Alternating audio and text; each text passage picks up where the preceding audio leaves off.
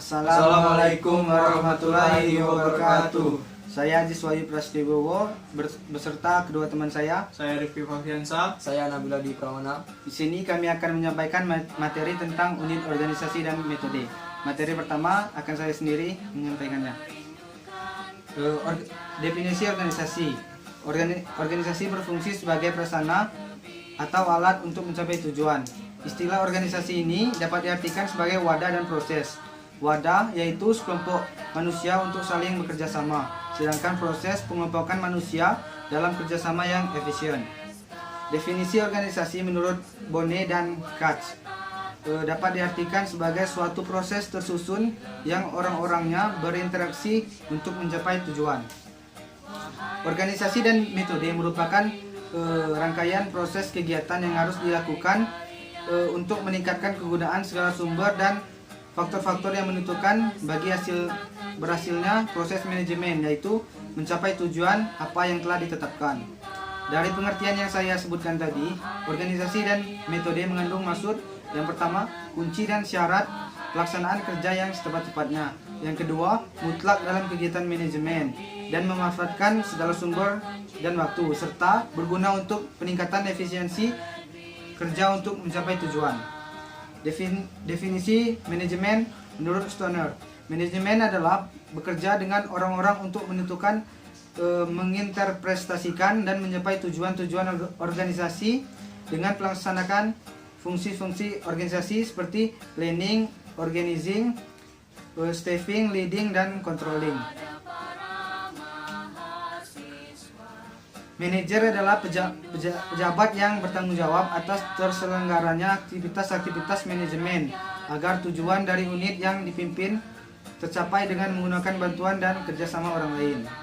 Baik, materi yang selanjutnya akan disampaikan oleh Saya akan menyampaikan materi selanjutnya, yaitu proses manajemen.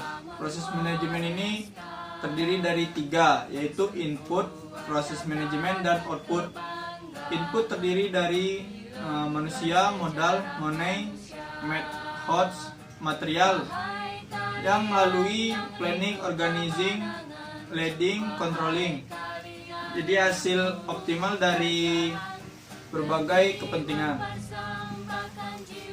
Alasan manajemen diperlukan itu tujuan yang hendak diciptai, baik tujuan organisasi maupun tujuan pribadi, yang mengembangkan antara tujuan yang berbeda dan saling bertentangan seperti kepentingan organisasi, perbankan, pelanggan, konsumen, serikat pekerja, asosiasi dagang, masyarakat, dan pemerintah. Mencapai efisien dan efektivitas dalam mencapai tujuan. Fungsi-fungsi manajemen itu planning atau perencanaan, yaitu penentuan rangkai tindakan atau kegiatan untuk mencapai hasil yang diharapkan.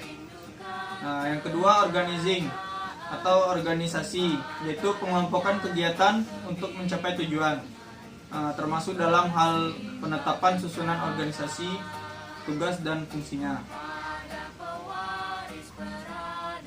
Fungsi manajemen yang kedua itu staffing atau penyusunan personalia, yaitu penyusunan personalia sejak dari penarikan tenaga kerja baru, pelatihan dan pengembangan sampai dengan usaha agar setiap petugas memberi daya guna maksimal pada organisasi. Leading, yaitu pekerjaan manajemen untuk meminta orang lain agar bertindak sesuai dengan tujuan yang telah ditetapkan.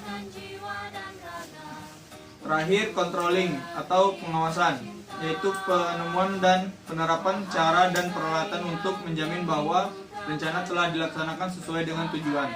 Baik, materi selanjutnya akan disampaikan oleh Nabila Di Pramana.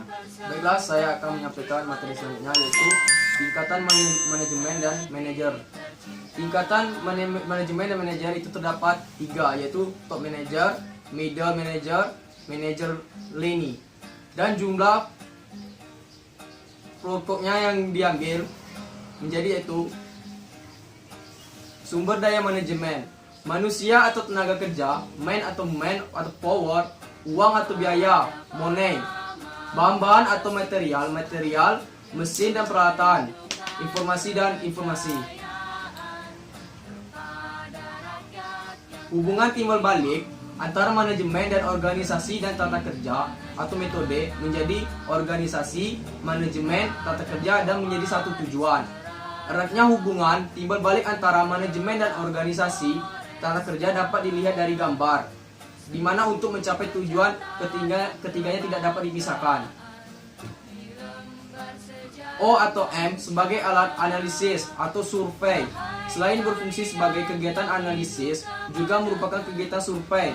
Analisis tidak akan mampu dilakukan terlebih dahulu tanpa adanya survei. Tahap-tahap dalam survei: perencanaan pendekatan terhadap masalah yang dihadapi. 1. Perumusan tujuan survei. 2. Penentuan ruang lingkup. 3. Penentuan sasaran. 4. Penentuan sampling. 5. Persiapan program. Dan 6. Persiapan pelaksanaan. Ruang lingkup, analisis organisasi atau organizational analysis atau komunikasi dalam organisasi atau communication in organization. Tata kerja, tata aliran, dan sistem. Pendayagunaan mesin kantor, pentingnya tata ruang kantor, dan perencanaan. Dan kesimpulan akhir atau final conclusion. Baiklah, mungkin hanya itu yang dapat kami sampaikan. Lebih dari kurang kami mohon maaf, kepada Allah kami mohon ampun. Wassalamualaikum warahmatullahi wabarakatuh.